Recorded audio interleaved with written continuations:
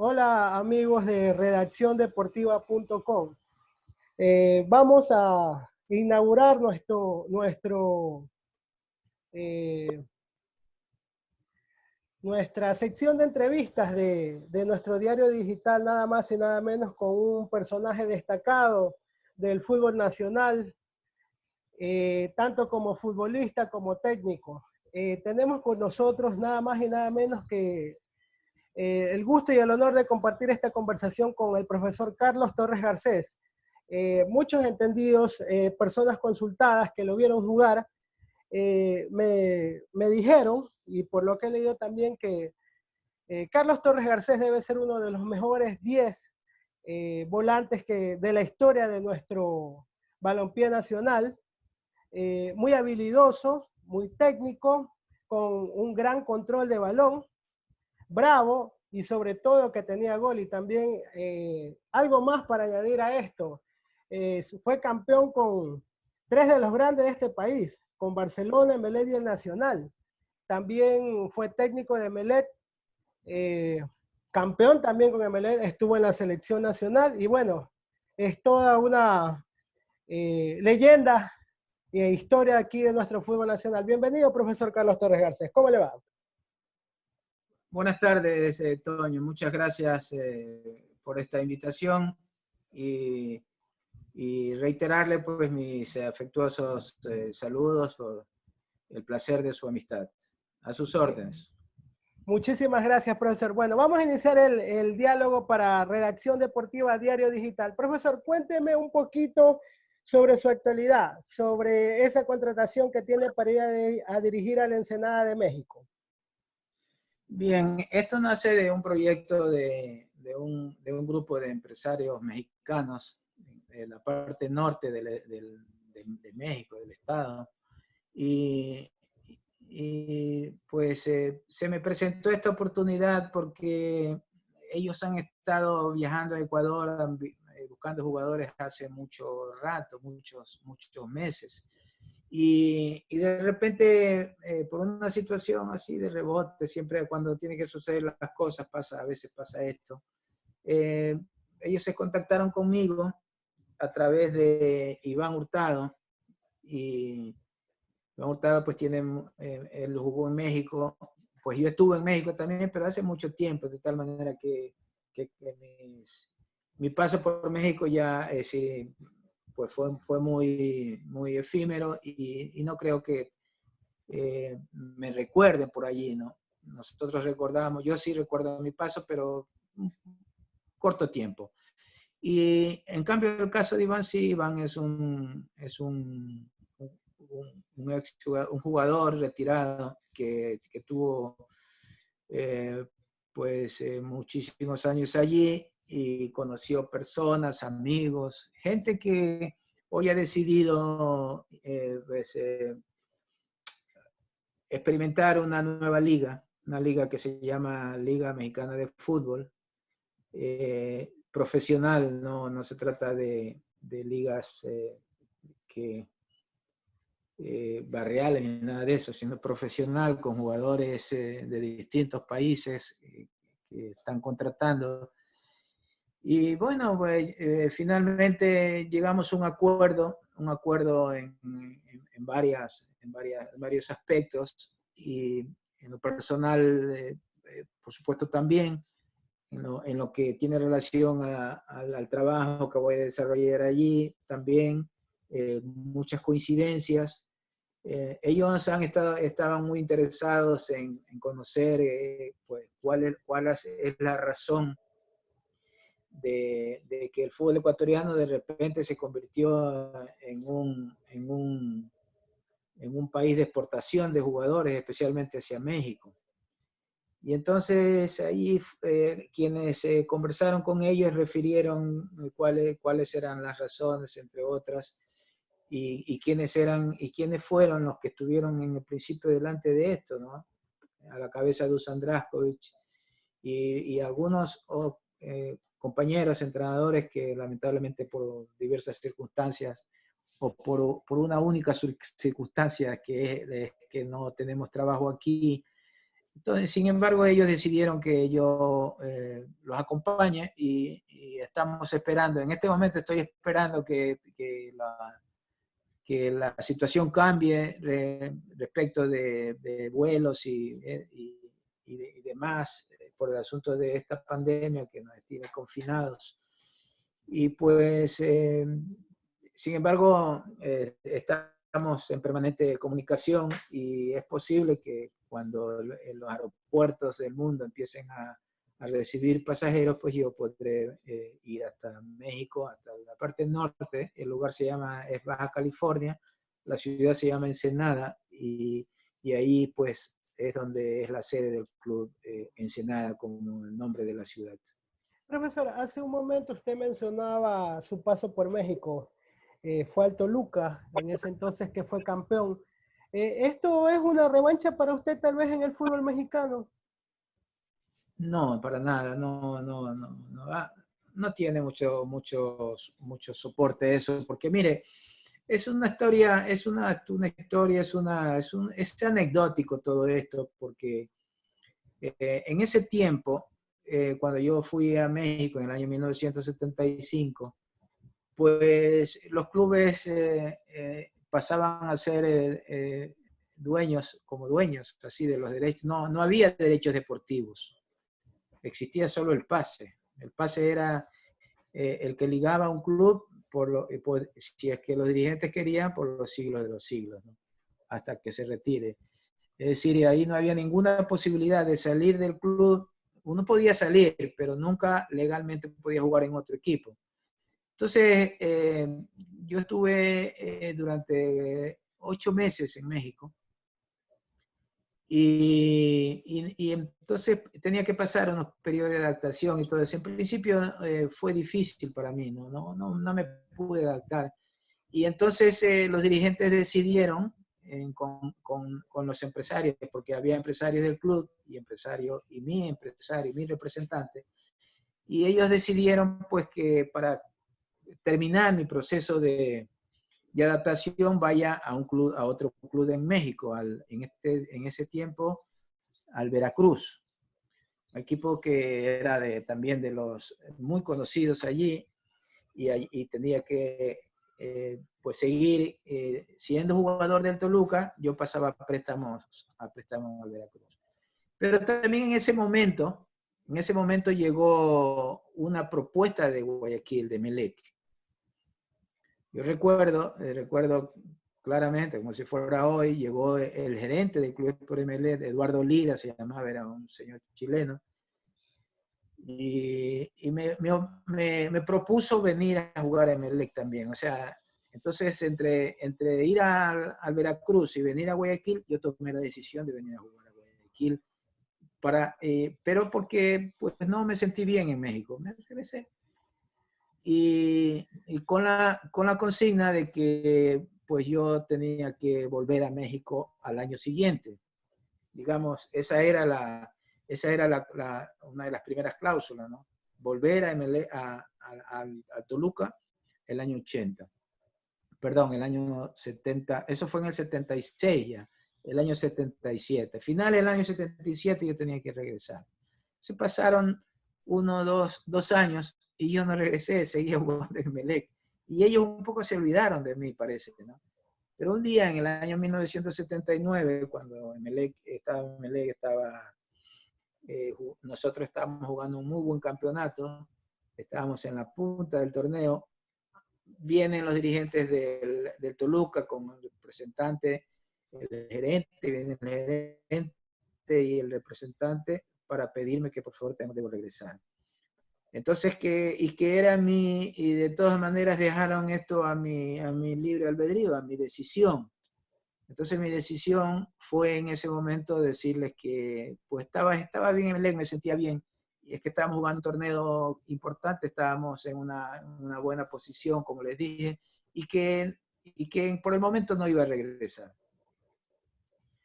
No sé qué pasó realmente entre directivos y los dirigentes. Ellos estuvieron en mi casa, recuerdo, y con pasaje en mano para regresar al día siguiente, ¿no? Entonces algo que para mí era difícil, armar una maleta e irme con ellos, ¿no? No me parecía correcto un club que me había recibido con los brazos abiertos y todo, irme por la puerta de atrás. Entonces preferí decirles que no, que esperemos, que bla, y todas esas cosas que se dicen, ¿no? Bueno, ellos se fueron sin mí y nunca más. Es decir, yo creo que Emelec ni siquiera pagó mis derechos del pase en ese momento. Y terminé siendo un jugador de Emelec hasta 1980, cuando terminó el campeonato. Yo pasé a Barcelona, pero es una situación así, yo diría que anecdótica, ¿no? Porque siendo yo propiedad, digamos, como propiedad, ellos como de su propiedad, de la propiedad del Toluca, pues ellos finalmente me dejaron que yo siga en Emelec. Y honestamente le digo, no sé si pagaron o no, porque en ese tiempo ni el Nacional, ni el Emelec, ni el Toluca a mí pagaron derechos me pagaron derechos de transferencia. O sea, yo no cobré nunca un centavo por haber pasado de Nacional a Toluca y del Toluca a Emelec. O sea, no sé cómo se hizo, no sé si fue a mi espalda o no, pero finalmente así fue mi Ya, paso por México. ya, profesor, tengo entendido que usted fue compañero del ya fallecido Ítalo Estupiñán, tanto en el Nacional como en Sí. el Toluca. ¿Qué me puede hablar de Ítalo Estupiñán? Que en paz descanse. Bueno, pues él era muy amigo mío, éramos cercanos. Incluso yo soy padrino de uno de sus hijos. O no, perdón, él es padrino de uno de los míos, Dios, ¿qué estoy diciendo? De uno de mis hijos. Y fuimos compadres. Jugábamos en el Nacional, hacíamos una dupla, dicen espectacular, porque cuando él se fue a México en el año 74, y fue un jugador que pues en ese año especialmente, pues se convirtió en un ídolo del Toluca y del fútbol mexicano, un referente para Ecuador. Entonces ellos dijeron, bueno, vamos a llevar al otro, vamos a traer al otro, porque éramos él y yo. Y él era un jugador extraordinario, era un centro delantero de esos buenos de verdad. Es una pena que en Ecuador se lo recuerde muy poco. La verdad, él hizo su carrera en México, incluso después se nacionalizó mexicano, o tenía doble nacionalidad. Y pues era uno de esos delanteros muy fuertes, cabeceaba muy bien, iba bien por los costados, era rápido también, era un jugador muy explosivo y jugador de equipo, porque no solamente convertía goles, también era tan inteligente y tenía una muy buena técnica que permitía que los compañeros convirtamos goles. Entonces, en México fue un jugador que estuvo en varios equipos, después de Toluca pasó al América, jugó también en otros clubes, no recuerdo, Querétaro, me recuerdo, pero antes había jugado, creo que en 3 o 4 clubes muy importantes de México. Que lamentablemente, pues él después se retiró, después siguió viviendo en México, trabajaba en un proyecto que había en el Estado de México, porque él se quedó ahí en el Estado de México, un proyecto deportivo. Él era director de algún departamento de deportes de ahí, de un municipio, y pues lo pasaba bien, iba bien todo, pero un día pues por una cuestión del destino, no creo que todavía era hora de que se vaya, porque tenía 64 años creo cuando pasó esto, y, y falleció, lo perdimos, yo creo que de forma prematura, porque no estaba enfermo, o por lo menos aparentemente no se notaba que estaba enfermo, y de repente tuvo un infarto y pues allí terminó su vida en esta tierra, en el terrenal, y pasó ahora a la que nosotros podemos conversar, o sea, a ser parte de la historia. Profesor, bueno, aquí también hay algo paradójico. En los últimos años, hablando de los equipos de Guayaquil, especialmente la gente más a usted lo identifica con Emelec. Se han quedado sin técnico y lastimosamente acá los equipos de la ciudad o los equipos del país en general casi no no miran al técnico nacional. ¿No le parece paradójico que lo busquen de México y acá en Ecuador no haya habido la oportunidad? Bueno, sí, porque ellos miraron mi hoja de vida, porque no solamente es cuestión de, no fue cuestión de que alguien me recomendó, sino que vieron mi currículum, mi experiencia como entrenador y decidieron contratarme. Sí, y es paradójico, en realidad. Es algo que no tiene explicación en el Ecuador. Yo la verdad que le doy vuelta al asunto. Incluso a veces alguien quiere polemizar conmigo por el asunto porque dicen que sí se le da oportunidad. Alguien dice, no sé por qué, que sí hay oportunidades el entrenador ecuatoriano sí las ha tenido. Que no se trata de oportunidades. Se trata de que si hay profesionales, hay que darle trabajo. No. Eso es una cuestión pues como la vida misma, si hay ingenieros, si hay arquitectos, si hay médicos, hay que darles trabajo, o sea, no se trata de darles oportunidades. Y en el Ecuador hay entrenadores, hay muchos entrenadores que ya han demostrado su capacidad, y sin embargo un día, no sé por qué razón, no sé, por alguna ley fatal, Ecuador dejó de contar con sus entrenadores. Y eso, pues, en realidad eso, dejar de contar con sus entrenadores es un retroceso en el fútbol. Aunque hemos avanzado, hace 30 años vino Dusan Drašković aquí al Ecuador, nos enseñó una metodología y dio cursos para muchísimos entrenadores, miles de entrenadores en el Ecuador, y a través de esos cursos que tenían unos parámetros, tenían unas cosas que eran interesantes, tenían unas premisas, eran algunos principios que eran premisas, y que todo el mundo lo utiliza aquí, aunque muchos pueden negarlo, ¿no? Pero todo el mundo lo utiliza para encontrar jugadores, para seleccionar. Evidentemente que la parte más importante de la selección de ver un jugador, de seleccionar un jugador, es cómo juega. Y a partir de allí, los entrenadores pueden hacer un cálculo a través de una serie de evaluaciones, si ese jugador va a ser una estrella o no puede ser una estrella, porque uno puede ir al exterior, pero a veces no son estrellas quienes van al exterior, ¿no? Realmente se destacan en el fútbol ecuatoriano unos meses y de repente ya no están aquí. Ese es el presente. Antes había que ser una estrella para poder salir. Entonces, después de eso, pues nosotros tuvimos un espacio en el fútbol ecuatoriano, tuvimos un espacio de aproximadamente unos 3 años de que había más entrenadores ecuatorianos que extranjeros en el fútbol nuestro. Y después todo cambió, de repente todo cambió y el entrenador ecuatoriano ya no servía, el entrenador ecuatoriano no tenía capacidad, el entrenador ecuatoriano no tenía liderazgo, el entrenador ecuatoriano estaba desfasado, estaba desactualizado, bueno, un montón de cosas, ¿no? Un montón de leyendas urbanas que se dicen por allí, que finalmente pues han quedado allí como una verdad.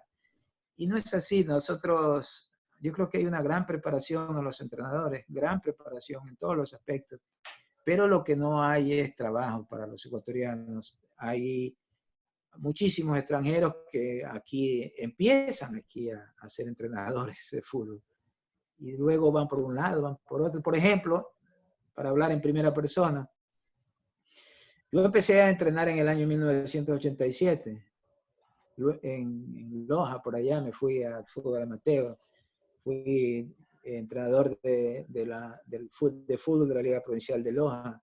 Luego yo al año siguiente, 88, 89, regresé a Guayaquil y fui asistente del profesor Luis Grimaldi.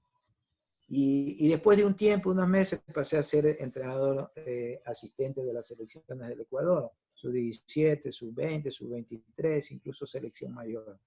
Y ahí me quedé varios años. Sí, fui creciendo, fui mejorando mi calidad de entrenador, mi liderazgo, fui recopilando conceptos y experiencias. Una metodología interesante que ha servido para que el Ecuador después haya ganado torneos, haya estado en la cima del fútbol mundial, yendo ya a 3 mundiales, en fin, y nosotros, pues, 85 yo ya empecé a trabajar en el primer equipo de fútbol, 84, perdón, en el Emelec, primer año, yo fui campeón. Estuve 84-85, hasta a mediados del año 85. Y de allí yo no pude encontrar equipo, quedé campeón y no pude encontrar un equipo para trabajar, sino hasta el 97, donde volví nuevamente a Emelec. O sea, como si no era suficiente argumento haber quedado campeón. Entonces uno no se explica cómo es que esto es una profesión aquí, si da resultados y de allí no puede, ningún otro equipo. A mí no me llamó nadie después. Y entonces en el año 97 volví a Emelec. Y después en ese interín, en esos tiempos sin trabajo, pues trabajaba en el fútbol de segunda, trabajaba en equipos pequeños, así, pero un equipo grande, no, nunca yo tuve esa oportunidad. Aparte de Emelec, que era de lo más grande que hemos visto, ¿no?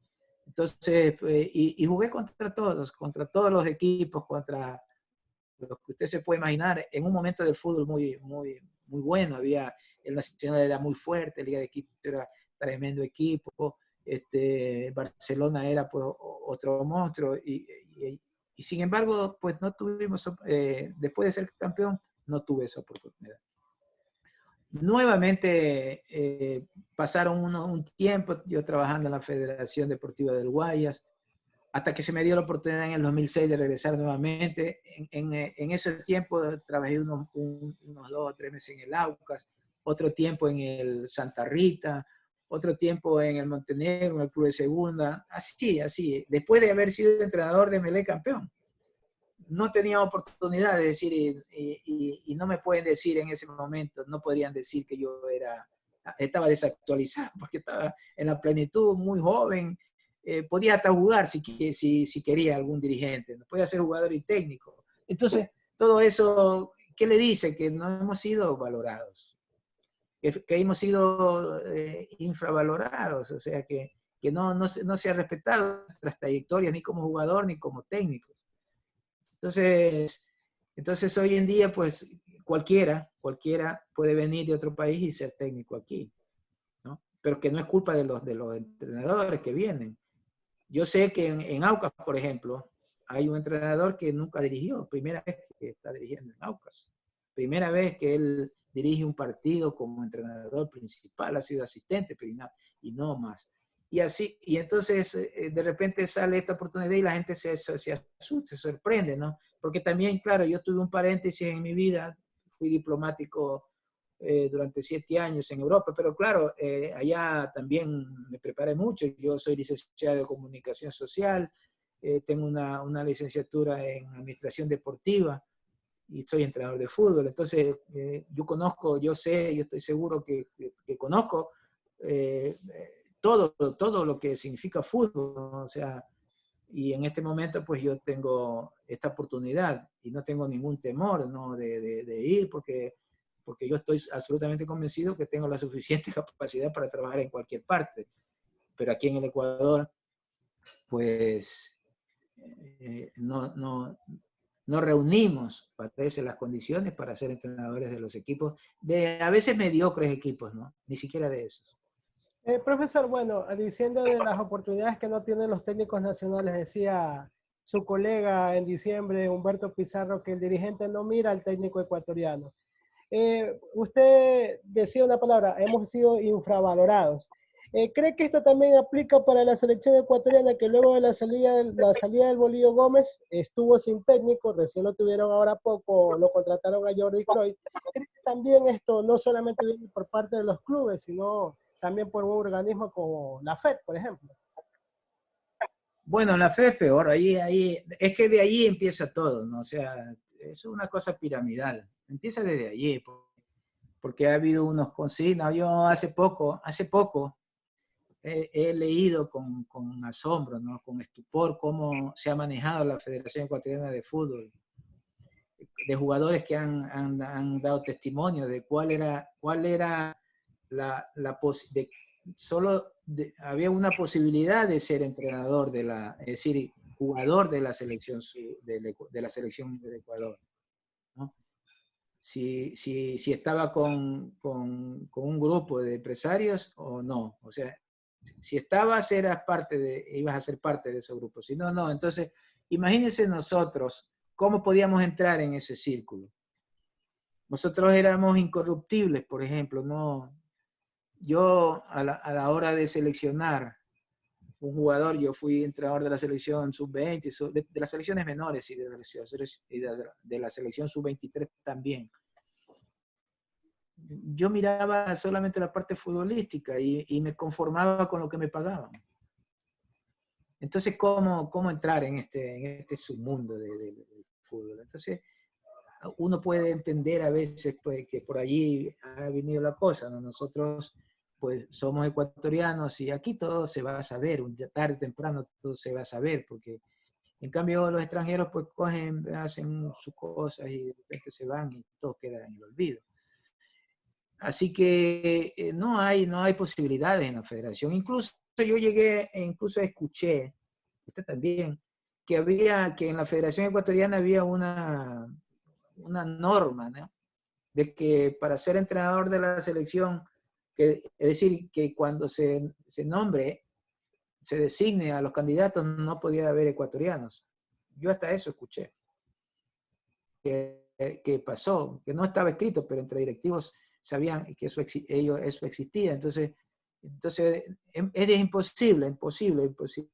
Sé que hay el entrenador de la sub-17 que ha dado unos resultados estupendos, el profesor Rodríguez, sub-15 y sub-17, ya va por el tercer mundial, creo. En la selección sub-20, bueno, en la selección sub-20 hay un entrenador extranjero que es Célico, que también ha tenido buenos resultados, muy buenos resultados, incluso fue campeón de Sudamérica en el sub-20. Pero esa no era la primera, no. Ecuador ha clasificado a otros mundiales, pero no fue campeón, nunca fue campeón, solo es la primera vez. Bueno, lo cierto es que así es decir, no podemos escaparle a esa realidad. Lamentablemente los entrenadores ecuatorianos pues no tenemos una conciencia clasista, cada uno por su lado, todo el mundo por su cuenta, no hay una verdadera reflexión respecto de que hay que estar unidos para poder pelear o disputar espacios pero a través de las legislaciones deportivas. No solamente pedir espacios, sino también que quede en blanco y negro que ecuatorianos tienen derecho a trabajar aquí también. Entonces, todo eso, pues es culpa también de los entrenadores. Hay disputas por todos lados, ¿no? Hoy día hay no sé cuántas asociaciones, una por allá, otra por acá, disputando un poder que no existe, ¿no? Y eso pues le ha hecho mucho daño al entrenador. Y de esto también se han hecho eco los dirigentes para decir, mira, arreglen sus problemas primero, o capaz que los propios dirigentes han inventado estos problemas o sea, han apoyado a uno y apoyado a otro para que haya conflicto, para justificar la no presencia de entrenadores ecuatorianos en los clubes ni en las selecciones. Profesor, bueno, retomando sus palabras en un principio cuando hablamos de su ida a México, usted decía, estoy solamente esperando los pasajes, usted está ávido por ya estar en un terreno de juego dirigiendo. Y le hago este énfasis para preguntarle lo siguiente. ¿Se puede dirigir, bueno, en su caso que es nuevo, se puede dirigir, por decirlo así ahorita la palabra de moda, por teletrabajo, como lo hace el técnico de la selección nacional, Jordi Cruyff? No, eso es imposible. El fútbol es práctico, es un juego donde hay que estar juntos. Yo ahora tengo, o sea, mi gran preocupación por el fútbol, no por mí, por el fútbol, es cómo va a ser ahora, de qué manera se va a enfrentar el fútbol esta situación, porque el fútbol es equipo, ¿no? Nunca mejor dicho, ¿no? Donde los jugadores interactúan de manera muy cercana, festejan goles, se caen, chocan, la gente en los estadios está junta. Yo no sé cómo el fútbol va a volver ahora. Entonces, hablar de que se puede dirigir, no, o sea, se puede hacer lo que nosotros estamos haciendo. Yo aquí tengo mi computadora, aquí abajito, y cualquier cosa que usted me pregunte y que yo no recuerde, yo puedo tomar aquí y decirla, ¿no? Pero esto es teoría. El fútbol es práctica. Pero práctica, el fútbol es evaluaciones, a ver cómo están los jugadores, pero no porque el jugador me dice, profesor, yo estoy bien y eso es suficiente. No, yo tengo que testear eso. Sí, ¿verdad? Está bien y este jugador nos conviene y este no. Por ejemplo, hoy en día, que no se puede entrenar, pues lo máximo que se puede hacer es hablar con los entrenadores, hablar con los jugadores y esperar, no sé en qué momento el fútbol puede volver a ser colectivos, ¿no? Entonces, yo no lo veo que alguien pueda trabajar a través de videoconferencias, ¿no? No sé, yo no sé, tendría que reunir a todos en una. No es tan difícil reunirlos, ¿no? Pero nosotros bien sabemos que el fútbol es práctica diaria. Bueno, le hacía esta pregunta porque, bueno, el resto de técnicos, en el caso de los clubes nacionales, ya han entrenado en cancha con sus equipos. Ahorita, debido a esta pandemia, es que están haciendo esto, que también todos concuerdan de que no es un trabajo que les va a servir para la alta competencia. Pero, ¿qué opinión le merece la contratación de Jordi Cruyff? Porque hasta el momento en cancha no se ha podido ver su trabajo. Efectivamente, no podemos evaluar eso, porque no ha trabajado. Es decir, nosotros sabemos de su hoja de vida, que ha sido un director deportivo durante bastante tiempo, que ha tenido poco tiempo de trabajo con algún trabajo específico, ¿no? De fútbol, con algún equipo por ahí, una selección por allá, pero nada en concreto. O sea, no es un hombre experimentado en cancha. Pero pues yo no podría dudar de su capacidad, y no podría tampoco hacer una evaluación de su trabajo porque simplemente no lo ha hecho.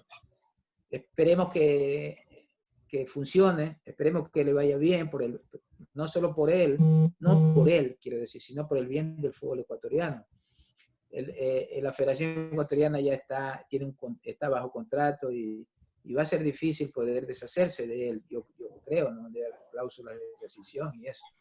Pero yo honestamente le digo, pues no lo hubiera contratado si yo hubiera sido presidente de la federación, porque normalmente en selecciones, la mayoría de los entrenadores son muy experimentados, no son aprendices, son experimentados, porque no hay tiempo para entrenar, no hay tiempo para mañana es tarde. O sea, el entrenador que va a selección tiene que pasar por unas distintas etapas, por un proceso de ganar y perder, de vivencia plena, de adrenalina, de muchísimas cosas, de relaciones con los jugadores, relaciones duras, relaciones buenas, de relaciones distantes, en fin. Es un cúmulo de experiencias que tiene que ir adquiriendo el jugador, el entrenador, para ser entrenador de una selección, porque al no tener tanto tiempo para entrenar, tener los jugadores, pues es necesario que él, dentro de su experiencia, cualquier cosa que suceda en un momento de competencia, él ya la haya vivido. Y entonces puede encontrar la solución. Ya. Entonces, profesor, ¿usted cree que tal vez a Jordi Cruyff tiene su trayectoria, pero le falta experiencia como para manejar un combinado? Claro, no, es que no ha tenido experiencia. Si usted analiza la mayoría de las selecciones del mundo, los entrenadores pasan de 50 años. Y ya han tenido un recorrido por clubes y selecciones. Algunos más jóvenes, por ejemplo, el caso del entrenador argentino, no sé cuántos años tiene, pero parece joven, bastante joven, debe tener unos 40, 45 años. Pero él ha estado en el proceso de selección, o sea, no creo que vino de la nada, no creo que ha estado en el proceso de selección argentina. Y de ahí, pues, Brasil tiene un entrenador muy experimentado, Colombia, Perú, Paraguay, México, todos tienen entrenadores que tienen mucha experiencia, que ya han vivido situaciones análogas en distintos momentos, ¿no? Entonces, la experiencia es muy importante en este tipo por el manejo de los grupos, ¿no? En una selección hay muchos egos, son grupos heterogéneos donde hay jugadores que vienen con un tipo de trabajo, otros con otro tipo de trabajo, otros dicen que no quieren ir, pero que sí quieren ir. Y todo eso es un manejo que tiene que tener, conocer para poder, como le dije antes, resolver. Y cuando uno no se ha enfrentado a esas situaciones, pues yo diría que por ahí en una de esas comete errores que podrían ser fatales para los resultados. Profesor, para no salirnos del tema de la selección nacional, ¿qué opinión le merece las declaraciones que ha dado ahora último Antonio Valencia, digamos que criticando al señor Francisco Egas, decirlo, el presidente de la FED, pues por el director nombró a Jaime Estrada como presidente? ¿Qué me puede hablar de un futbolista que se lo tiene como referente en la selección nacional y que desde que vino a la Copa América y este tan sonado y bullado caso del piso 17, ha venido con declaraciones y declaraciones que no sabemos en qué concepto o a quién van dirigidas bien? Bueno, las últimas declaraciones fueron directas, ¿no? Yo creo, ¿no? O sea, con nombres y apellidos, ¿no? Entonces, bueno, yo desde la distancia, lo que es que este señor ha sido muy criticado por todo, de todo, por el manejo que ha dado a la selección, a la federación desde que asumió el cargo, ¿no? Por un lado, pues alejó, se separó del directorio. El directorio lo eligió, no se eligió él, lo eligió el directorio y de repente se separó de acuerdo a lo que dice. Llevó todo el proceso que hasta este momento ha estado por Quito, no ha estado en Guayaquil, que es la sede de la Federación Ecuatoriana de Fútbol. De acuerdo a lo que dicen, ha manejado con muchísima discreción, peligrosa esta discreción, el tema de dinero de la Federación Ecuatoriana de Fútbol, lo que tiene relación al entrenador, al director deportivo, al secretario, porque Ecuador tiene hasta un secretario extranjero, cosa que asusta, que parece que no hubiera personas que sepan escribir a máquina aquí en Ecuador. No a máquinas, sino en estas computadoras que ahora utilizamos, ¿no? Bueno, son máquinas también. Y luego últimamente salió otra denuncia, no sé si es cierta, me hago eco simplemente de que había dado dinero a una persona que había perdido un juicio. En fin, pues un montón de cosas, ¿no? Que aparecen como que habría una forma muy discrecional de manejar a la Federación Ecuatoriana de Fútbol, siendo un cuerpo colegiado, ¿no? Un cuerpo donde hay 9 miembros que se reparten, yo supongo que así debe ser, ¿no? Que se reparten responsabilidades. Yo sé que él asumió todo el poder y dejó a los otros pues no sé, para solamente a veces escucharlo y nada más. O sea, no eran deliberantes, eran obedientes. Entonces, no hay cuerpos colegiados que sean obedientes. Se supone que los cuerpos colegiados son deliberantes. Y después de esa deliberación sale pues los resultados, tal o cual acción que se tiene que tomar. Entonces, todo eso, pues, él ha recibido muchas críticas. Yo lo que he escuchado de él hasta este momento son críticas. Y me olvido que primero tuvo como más de un año sin contratar, después se fue el bolillo y pasaron meses, creo que llegó al año o más, y para contratar un técnico, uno que quería dirigir telemáticamente, otro que venían, que no venían, que mañana, que pasado, hasta que llegó a Johan. Entonces todo eso, pues, Ya parecía que se había tranquilizado todo, pero parece que pues finalmente los otros miembros del directorio, que eran mayoría, decidieron cortar por lo sano rápidamente, aunque todavía eso está en una disputa, ¿no? Yo creo que el hombre tiene mucho poder y a pesar de que el, el directorio ha decidido, y no el directorio, también creo que hubo un congreso que se ratificó al nuevo presidente, sin embargo, sigue disputando, peleándose por su cargo. Profesor, lo que ocurre en la Federación Ecuatoriana de Fútbol, ¿usted cree que el responsable en sí es el señor Francisco Egas o puede haber otros dirigentes que también tengan responsabilidades? Pues no lo sé, porque ha habido poca información realmente, sino ha habido decisiones, pero poca información.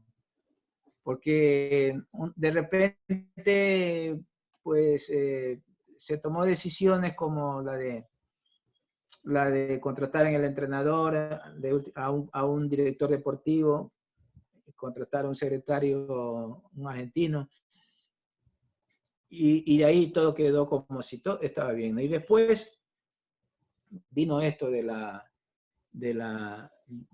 separación, de la separación del cargo del presidente, porque él sigue siendo directivo de la federación. Y no sé cuántos, la verdad que no tengo claro si hubo otros personajes de este directorio que tengan en culpa en lo que está sucediendo, ¿no?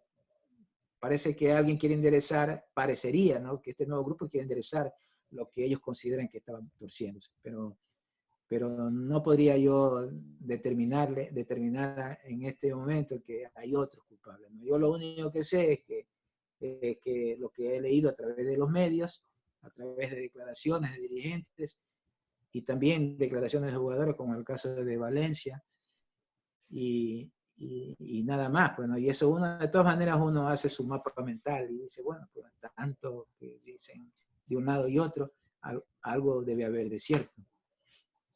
Profesor, para terminar el tema de la federación y luego hablar de Emelec, ¿cree que hasta el momento esta dirigencia ha habido algún cambio con respecto a la era Chiriboga?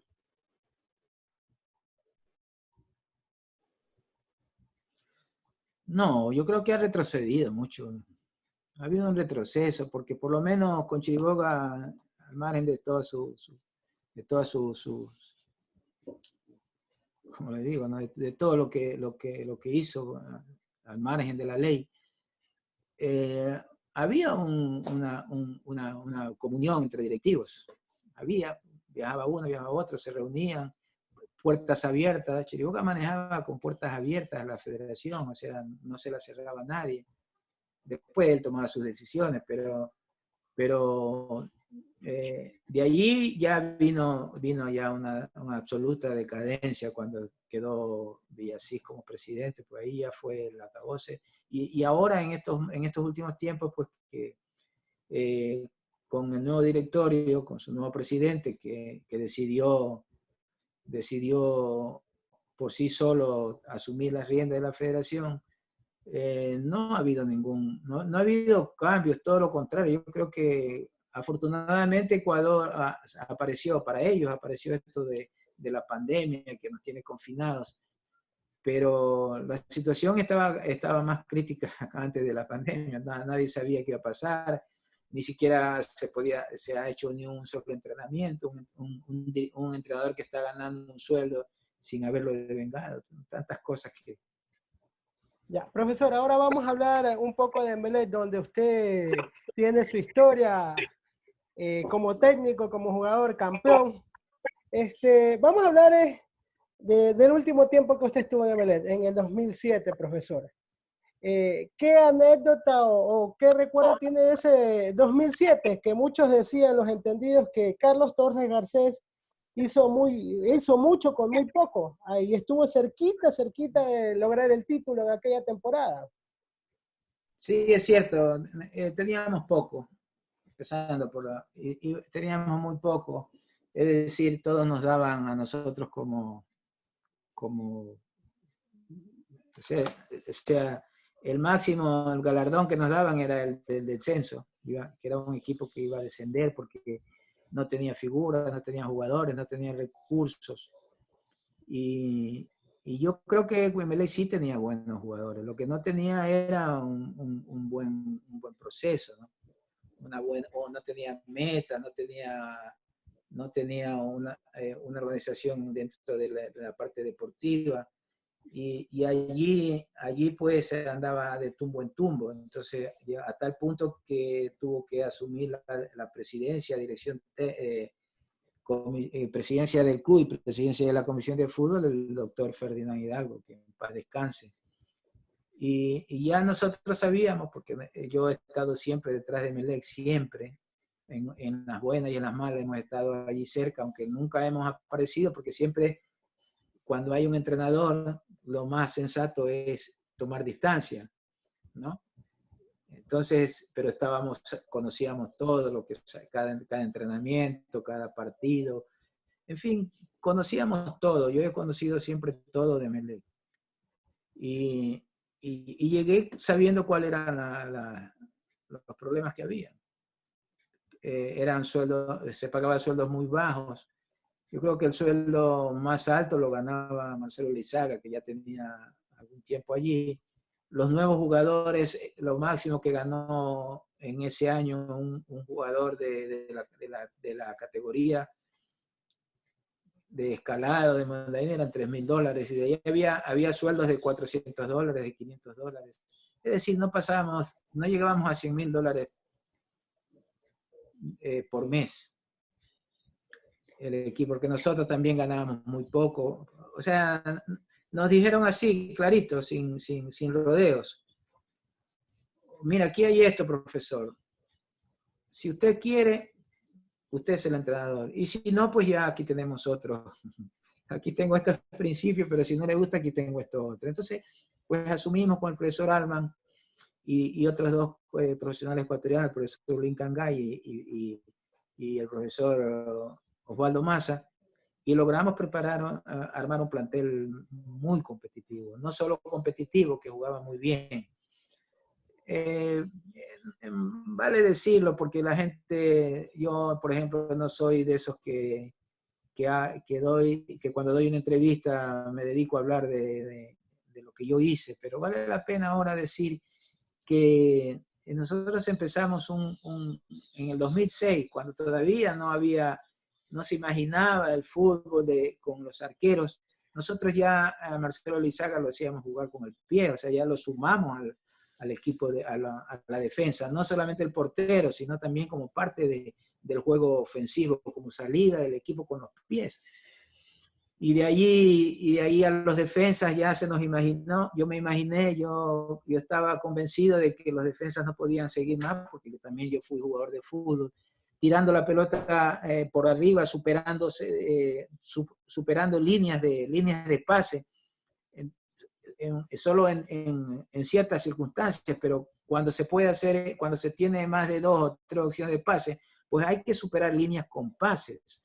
En el fútbol, para llegar al arco contrario, debe haber un mínimo de pases, no puede ser que sea directo, no hay, hubo un tiempo del fútbol directo, ¿no? Pero yo pensaba que ya el fútbol estaba cambiando y que ya era necesario que los jugadores, que todo el mundo se involucre en el juego de ataque, empezando por el arquero, por el portero.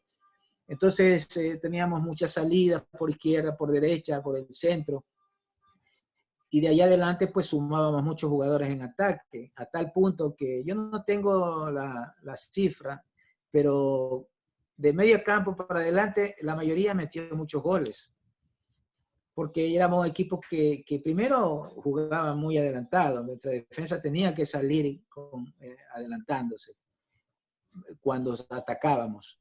Y luego sumábamos mucha gente en posición de ataque, porque hoy día decimos que Mondaín y Escalada fueron espectaculares, fue cierto, pero si no eran acompañados por toda esa playa de grandes jugadores como Novoa, Paredes, Michael Arroyo, Ladines, Aguirre, Quiñones, Carlitos Quiñones, José Aguirre, pues muy poco podían hacer. Es decir, era un equipo muy, muy livianito, que jugaba además muy bien en la costa y en la sierra. Es decir, y encontramos ahí 2 o 3 jugadores importantes, por ejemplo, que nos criticaron muchísimo por eso, porque como no había tantos jugadores, había unos cuantos, ¿no?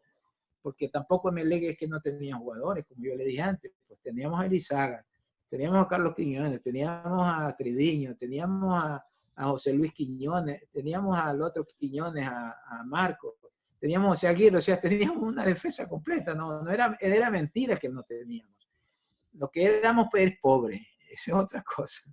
Y de allí sí, de ahí de medio campo por adelante armamos el equipo, con Rivera, con José Luis Quiñones, con Michael Arroyo, con Mondaini y con Escalada. O sea, y además era un equipo muy corto, o sea, teníamos pocos jugadores, y creo que no llegábamos a 20.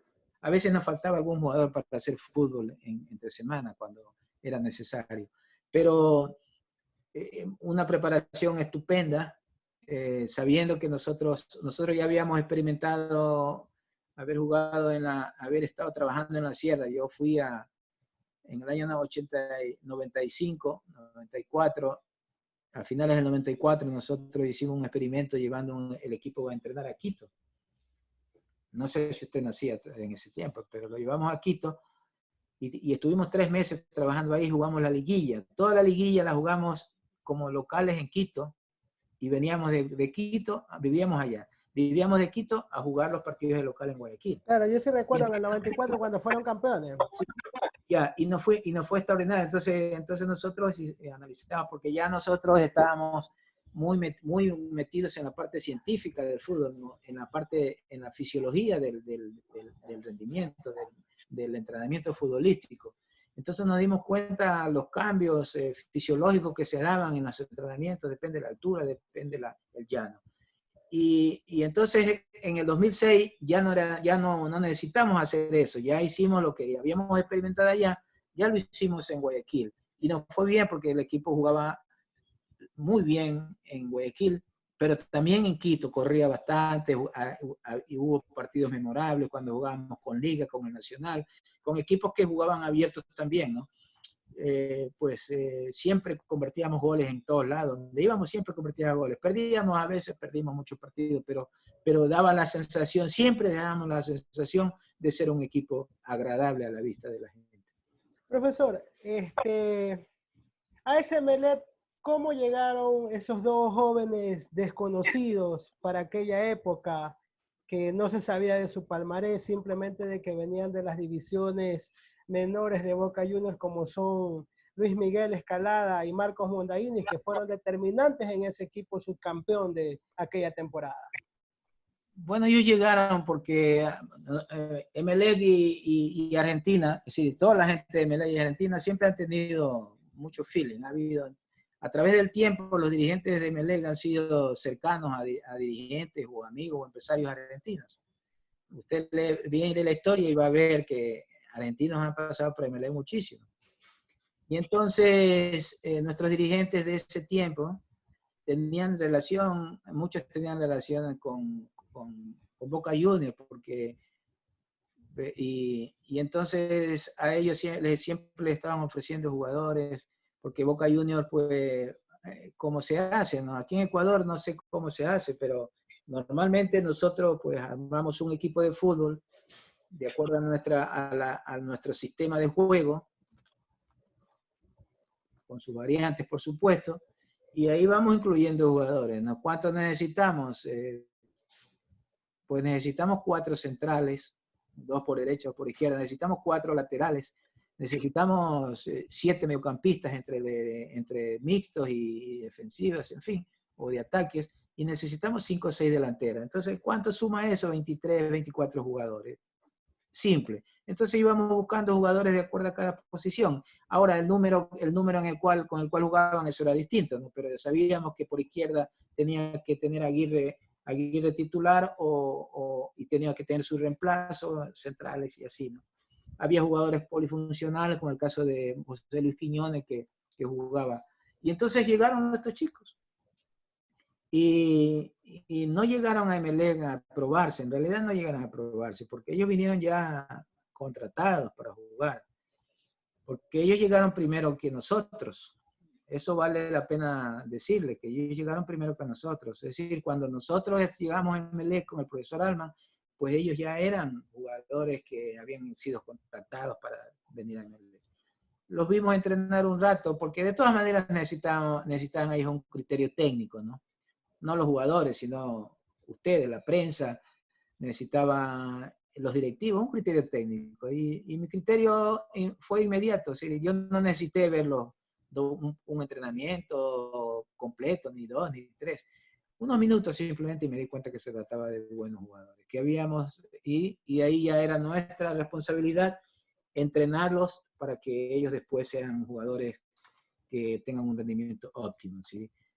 Entonces, y lo logramos, no solamente con ellos, con todos. Entrenamos de tal manera, con conceptos muy modernos de entrenamiento, que hoy en día están hablando mucho sobre eso. Nosotros ya lo hacíamos en ese tiempo. Trabajábamos como más o menos se trabaja ahora. Han cambiado un poco los conceptos de cómo definen, por ejemplo, el pressing. Antes nosotros hablábamos de pressing, hoy hablan de presión alta y presión media y no sé cuánto. Todas esas cosas pero son lo mismo, ¿no? El fútbol es el mismo antes, durante y ahora. Y después será también lo mismo, ¿no? Cambiarán muchas cosas, la ciencia se meterá en el fútbol, que ya está hace muchísimo tiempo que la ciencia es fútbol, porque todo el entrenamiento ha salido de laboratorios, ha salido del juego, de la cantidad de metros o kilómetros que corre un jugador en un partido. De ahí ha salido el entrenamiento. No el entrenamiento se preparó para jugar, sino el juego condicionó el entrenamiento. O sea, apareció en las metodologías y nosotros utilizamos una metodología muy moderna en ese tiempo y que ahora, después de muchos años, pues todo el mundo dice, vamos, esto es de allá, de allá. Claro que ha sido pulida la metodología, ¿no? Hay algunos equipos, como el caso que son tendencia hoy, como que se habla mucho de Guardiola, de Klopp, de Mourinho, de algún otro, como Carlo Ancelotti, Zinedine Zidane. Se habla de ellos porque ellos han venido un poco a darle un aire fresco al fútbol, pero claro, se han gastado millones de dólares, o sea, no ha sido cosa de que han llegado ellos y no hay jugadores, no, ellos se gastan cientos de millones de dólares contratando jugadores para poder hacer lo que ellos quieren, para poder ganar. Entonces nosotros aquí hicimos eso, un grupo de entrenadores ecuatorianos con un equipo medianamente interesante y logramos armarlo y lamentablemente el año siguiente se fueron casi todos. Ese fue nuestro gran problema, que Emelec en ese momento se conformó con jugadores que traían empresarios. Entonces como Emelec, en ese momento Emelec apareció como vitrineando a los jugadores, para hablar en un término vulgar. Y entonces al año siguiente todos se fueron, o sea, los más importantes se nos fueron. Y ya fue difícil nuevamente armar otro equipo, no es tan fácil encontrar. Entonces eso fue lo que sucedió en el 2006 realmente, ¿no? Que dos cosas que se juntaron, el deseo y la calidad de los jugadores y el trabajo que nosotros logramos hacer. Profesor, hablando de ese Emelec del 2006 y tal vez algo anecdótico, y le cito la fuente, que lo leímos en Diario El Telégrafo, le preguntaban algo de un jugador puntualmente, del señor Armando Paredes, que todos conocemos el palmarés que tiene. Bueno, tiene calidad como futbolista, pero también fuera de las canchas también hacía noticia. ¿Es cierto que usted alguna vez lo correteó en una concentración de los Amanes a Armando Paredes? ¿Y por qué pasó eso?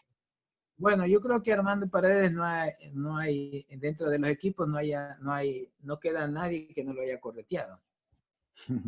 Era un complicado, era un jugador de que tenía muchos problemas y y eso, o sea, problemas fuera del entrenamiento. Y esos problemas los llevaba al campo, al entrenamiento, a la concentración o en la propia cancha donde jugaba. Y sí, efectivamente, pero nosotros logramos llevarlo y sobrellevar a todo eso, ¿no? Intentamos cambiarlo, intentamos ayudarlo. Se convirtió en un jugador importante en el esquema nuestro, en el funcionamiento del equipo, porque se trataba, yo pocas veces vi un jugador de la calidad de Armando Paredes.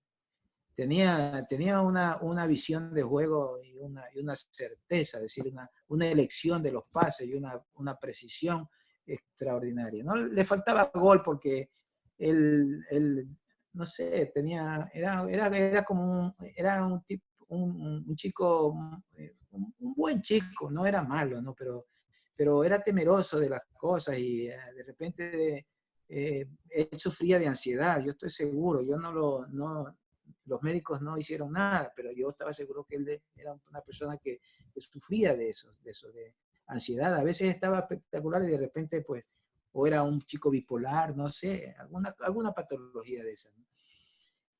Y ahí lo fuimos llevando. Sí, alguna vez sí tuvimos esos contratiempos, pero finalmente, pues, nos recordamos como un buen momento, ¿no? Como si pasamos un buen momento.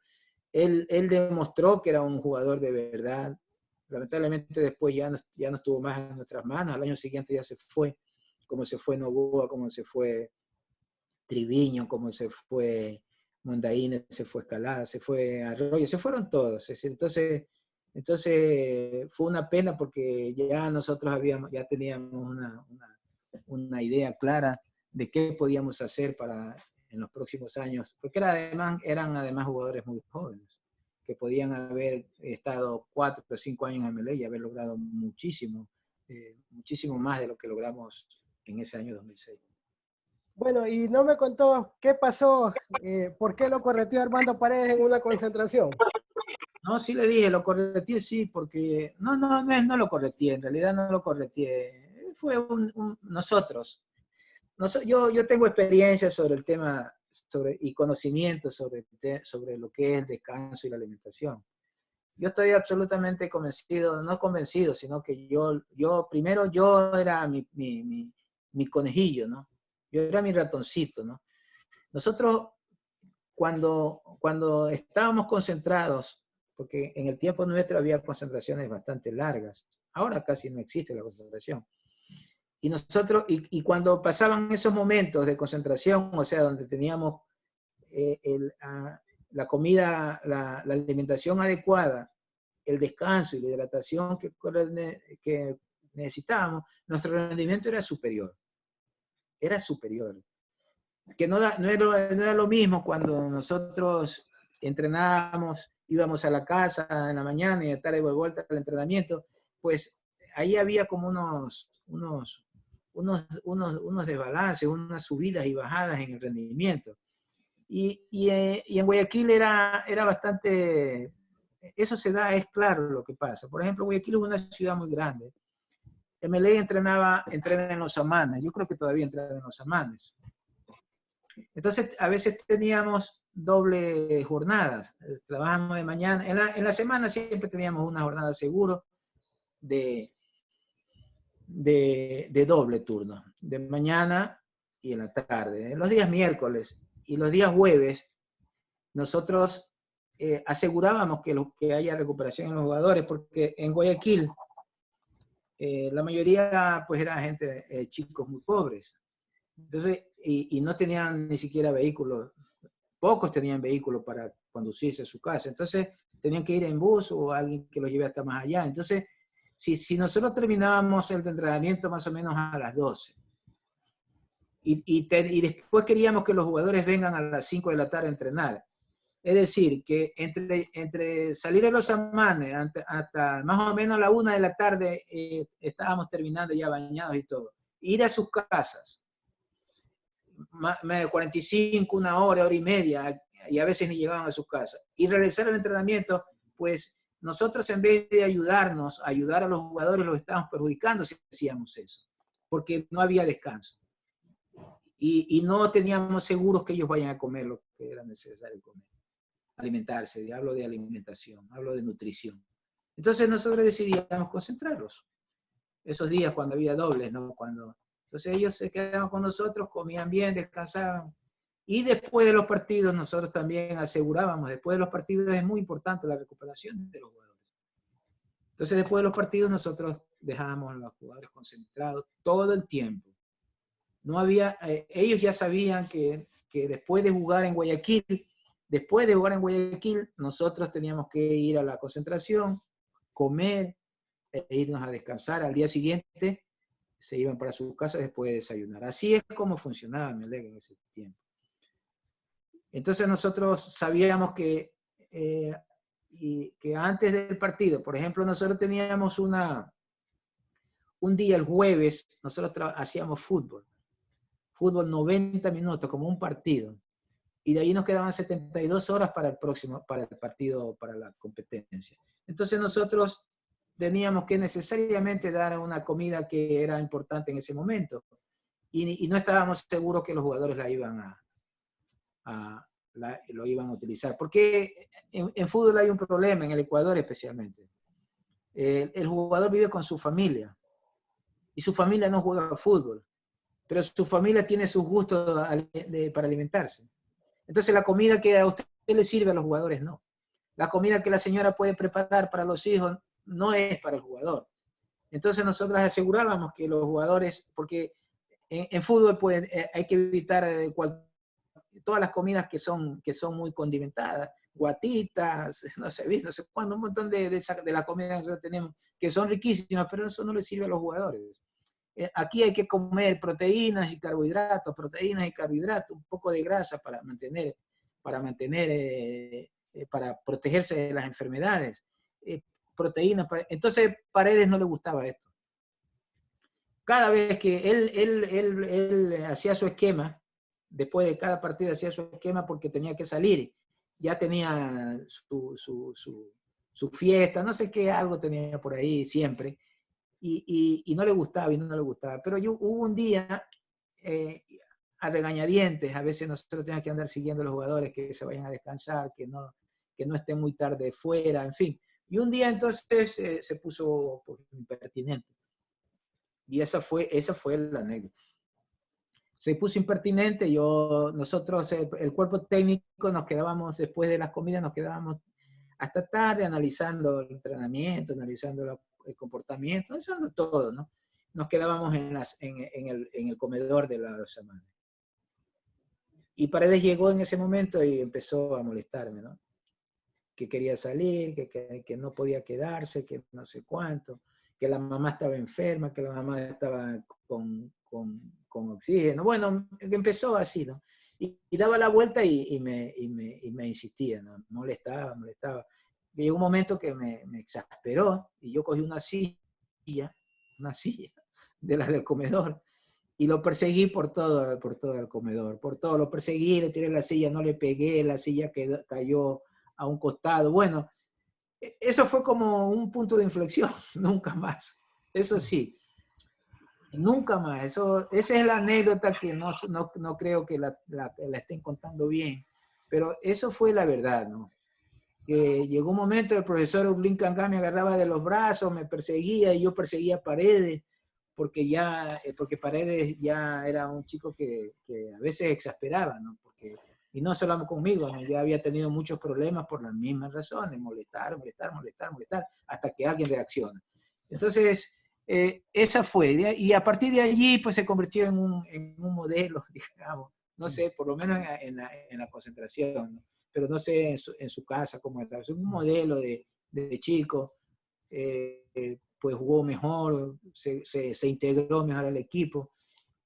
Y me dio mucha pena cuando su empresario se lo llevó de vuelta a Barcelona. Me dio muchísima pena porque yo sabía que él necesitaba ayuda. Profesor, ¿cómo era su relación con Marcelo Elizaga? ¿Es verdad que no era muy buena, que digamos? Al principio fue dura, fue mala, porque pues yo le voy a contar una anécdota también de cómo nos miraban, ¿no? Porque no es un problema solamente de dirigentes y los jugadores también. Por ejemplo, en nuestro tiempo de futbolistas, nosotros éramos respetuosos de todo. Por ejemplo, si no había entrenador, por alguna razón, que ahí fácilmente se cambiaban los entrenadores, nosotros respetábamos a quien dejaban como encargado. Era un respeto, pero a toda prueba. El profesor ya venía el dirigente y nos decía, el profesor ya dejó de ser técnico de tal o cual equipo y ahora va a quedarse interino fulano de tal. Nosotros teníamos un respeto muy, muy, muy profundo por la figura, ¿no? por la jerarquía del cargo. Y a mí me pasó cuando yo fui entrenador interino de la selección ecuatoriana de mayores. Yo tuve un hecho también similar. El presidente en ese momento de la federación, que era Carlos Rollero, me había pactado una serie de encuentros con equipos que habían clasificado al Mundial, entre ellos Argentina, Corea, Perú. Y entonces yo estaba encargado de todo el proceso de selecciones, porque en ese momento no había competencia, pero andábamos siempre buscando jugadores con el profesor Duffer y viajábamos, no había todavía torneos de menores donde uno pueda mirar y elegir. Teníamos que buscarlos en los pueblos, en los recintos, en los cantones, en fin, por todos lados, ¿no? Entonces yo estaba en Esmeraldas y me llamó, véngase que vamos a conformar la selección. Pero como yo venía del proceso de Dusan, para mí no fue tan difícil porque Dusan ya había salido, pero los jugadores estaban allí. Simplemente yo los convoqué a los jugadores, les di un toque personal. Bueno, el asunto es que cuando hacemos la convocatoria, hubo un jugador, el más importante quizás que había en ese momento, que no quiso ir a la convocatoria porque dice que pues que él no podía permitir que yo lo dirija a él. Así de sencillo, ¿no? También eso sucedió con Bisuete y Méndez, ¿recuerda, no? Sí, que decían que Ya, un técnico que genere respeto en la banca. ya. Entonces, en este caso pasó igual, no trascendió porque yo fui firme y le dije lo que tenía que decir al jugador en el momento oportuno. Y ese día, pues terminó todo. Él terminó yendo a la concentración y después jugando y fue uno de los mejores jugadores de esos partidos. Y entonces con Elizaga pasó más o menos lo mismo. Nosotros llegábamos, él venía de allá, o sea, la gente tiene sus esquemas mentales, ¿no? Entonces pasaron en el año anterior había sido su entrenador Carlos Haberger. Antes de nosotros llegar, él fue, el 2005 estuvo él, la cosa iba mal, entonces después llegamos nosotros. Y nosotros llegamos con una serie de cosas distintas a lo que ellos no están acostumbrados a hacer. Digamos que ya el arquero tenía que trabajar con nosotros, y cuando ya había terminado, y ahora sí al preparador de arqueros, ahora sí trabajan. Le hacíamos trabajar la parte aeróbica mucho, entonces a él no le gustaba eso, él quería nomás hacer, yo quiero estar con mi entrenador de arqueros. Y yo ya sabía que yo lo necesitaba a él para mi proyecto de juego. O sea, mi modelo de juego estaba basado en él, en cómo él puede iniciar, entonces cómo él puede llegar al entrenamiento y estar con el preparador de arqueros y no con nosotros. Entonces eso ya lo habíamos hablado, el preparador era Alex Ceballos, era nuestro preparador de arqueros, un muy buen preparador de arqueros. Y él en principio no le gustó eso, no le gustó. Nosotros, por ejemplo, si las condiciones eran adversas, nosotros nos inventábamos, aunque sea un cuarto para entrenar, para hacerlo sudar algo. Por ejemplo, aquí en Guayaquil ya sabe cuando llueve, ¿no? Entonces, y la cancha de los Amanes se inundaba y nosotros no teníamos cómo entrenar, entonces acondicionábamos el comedor, que es grande, usted debe conocer bien eso, y ahí lo hacíamos entrenar por lo menos hasta para hacer algo y y no dejar pasar ese tiempo precioso que teníamos. Aunque llueva, nosotros sabíamos qué hacer en el momento oportuno. Entonces, un día tuvimos un encuentro, no quería entrenar, no quería, dice que no se entrenaba, que ahí él no estaba acostumbrado a entrenar en un comedor, en el espacio así, que él entraba a entrenar, él era de la cancha y todo, era algo así, ¿no? Entonces tuvimos un encontronazo, ¿no? Yo era un hombre también de mucho carácter, y él era un tipo también, pero muy serio, eso sí, ¿no? Él después se convirtió en un aliado nuestro, un gran amigo, entendió, mejoró sus condiciones, incluso lo ayudamos a que él sea nacionalizado. Ahí teníamos amigos que podían ayudar. Luego llegó a la selección, ¿no? Llegó a la selección después de nacionalizarse. Pero se convirtió en una persona, él era bueno, ¿no? Pero con nosotros era muy buen tipo, pero con nosotros en ese momento tenía ciertas dudas. Entonces yo la verdad que no me porté muy bien en ese momento, le dije algunas palabras duras, él me respondió y después, eso como una semana o más, era un lío, un escándalo, que se va, se viene, que él oyó y todo eso, ¿no? La prensa aprovechó esta situación para hacer su programa. Pero finalmente todo quedó en paz, ¿no? Logramos una gran compenetración. Él se convirtió luego en líder, un líder positivo, en fin, un aliado nuestro, y así fue. Así es, o sea, no siempre uno puede encontrarse con todo fácil, ¿no? En los equipos de fútbol, pues hay distintas formas hay distintas conductas, ¿no? Conductas, pero también hay distintos humores, distintas emociones, entonces uno tiene que lidiar con todo eso. Y yo, pues, él, solo con los dos, con Paredes y con Marcelo, y de allí todo fue bastante normal, ¿no? No tuvimos problemas incluso defendimos a Paredes, yo lo defendí mucho, hubo una época que fue perseguido por la prensa porque dice que había tenido un impasse con una señora periodista. Yo fui testigo de eso, pues, ¿recuerda? Y la verdad, sí, usted estuvo ahí presente. ¿Recuerda? Ya, sí, entonces yo lo defendí a muerte, yo sabía que el chico no Y había... las cosas no fueron como decían la Claro, colega, no pues. fue... Sí, no, ella se inventó un cuento ahí. Y yo estaba, lo que pasa es que yo estaba cerca, ni siquiera a mí me lo conversaron, yo estaba cerca, yo estaba al lado. Cuando Paredes le reclamó algo como que, ¿por qué dijo usted que yo llegué tarde al entrenamiento? Nada más.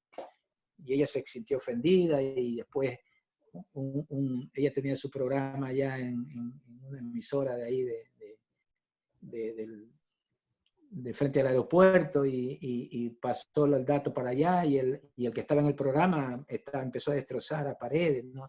Y a nosotros no nos convenía que los jugadores tengan eso. Entonces yo asumí y les dije, les conversé, pero bueno, se puso muy difícil eso. Después la andaban buscando a Paredes para meterlo preso, no sé.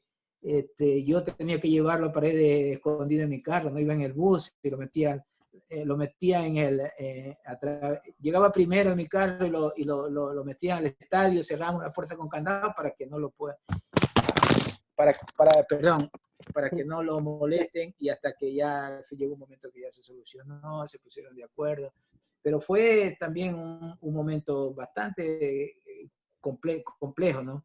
Que no me correspondía a mí porque no fui yo, pero yo estaba defendiendo la verdad, o sea, estaba defendiendo al jugador. Ya sabemos quién era Paredes, pero en ese momento él no había cometido la falta que decían había cometido, y por eso los medios lo estaban destrozando. Y bien, aquí seguimos, pues logramos lo que logramos, y luego ya, pues hasta el 2007, después del 2008 me fui al Azogues. En Azogues las cosas ahí también eran como equipo de barrio. Después me fui a Estados Unidos, estuve un tiempo allí trabajando con una escuela de fútbol.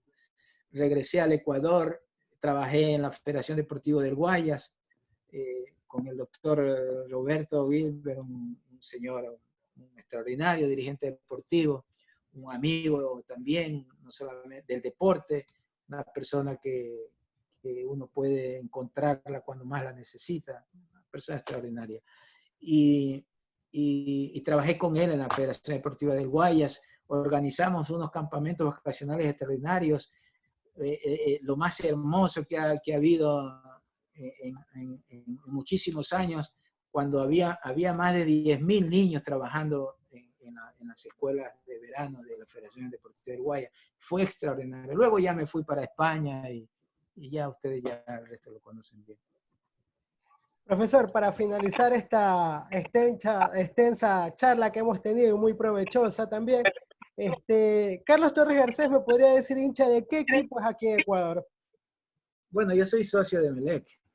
Ya con eso le digo todo. Ya. Y desde muy chico también siempre. No, yo era de Barcelona de chico. O sea, de niño era hincha de Barcelona. Y después se Sí, hizo de Emelec.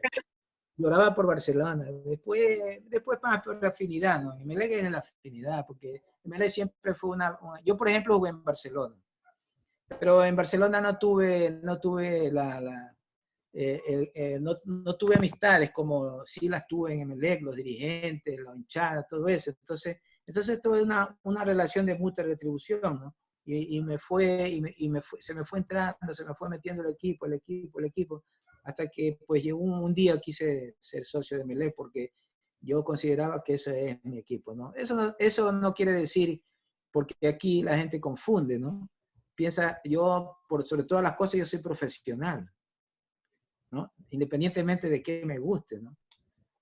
De qué equipo me guste o no me guste, más o menos, pero yo soy profesional. Si mañana me dicen para ir a trabajar a un equipo que no sea Emelec, pues mi responsabilidad es profesional. Y entonces aquí la gente como tiene su cosa, ¿no? Como que aquí como el que la debe la teme, ¿no?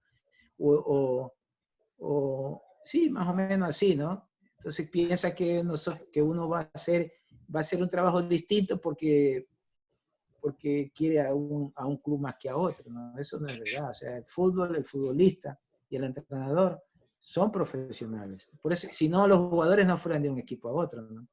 Como piensa la gente cuando dicen, no, pero es que él es melexista. ¿Y qué tiene que ver eso, no? En fin. Bueno, este fue el primer diálogo, la primera entrevista de Redacción Deportiva, su diario digital, teniendo como su primer invitado, inaugurando también nuestra sección al profesor Carlos Torres Garcés, a quien le deseamos éxitos en su nuevo club, a donde va a ir a México a dirigir. Sí. Esperemos que le vaya de la mejor manera y le deseamos todos los éxitos y suerte del mundo, profesor. En realidad vamos a dirigir, pero vamos a organizar primero. Va a ser esa dualidad. Ya. Profesor, igual, le deseo el mayor de los éxitos en su nuevo club, en este nuevo desafío. Muchas bendiciones y que le vaya bien. Muchas gracias por su atención y por habernos dedicado el tiempo para esta entrevista. A usted también le deseo muchísimo éxito en este nuevo emprendimiento, ¿no? Ojalá que le vaya muy bien, que sea todo bien, que consiga buenos sponsors y que pueda mantener su programa. Muchísimas gracias, profesor. Cuídese, un abrazo,